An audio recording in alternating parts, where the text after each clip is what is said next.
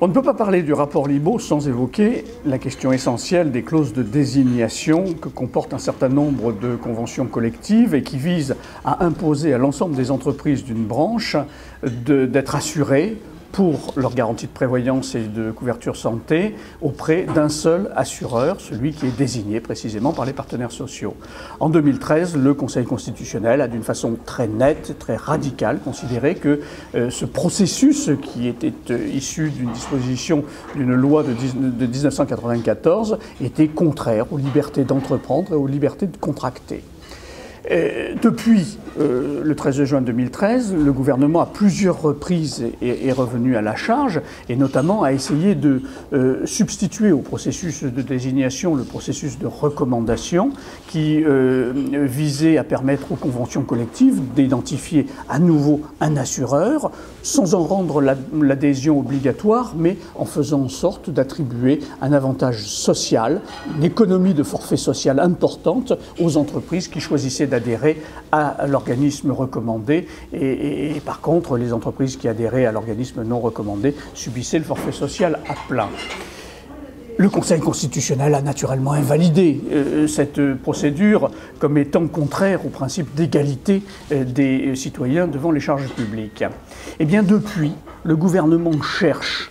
à réintroduire les clauses de désignation. Et il s'est servi, ou il compte se servir du rapport de M. Libault pour justifier cette réintroduction. Alors la question est de savoir pourquoi le gouvernement souhaite absolument réintégrer ces clauses de désignation. Il me semble qu'une raison est assez aisée à trouver, celle qui consisterait à voir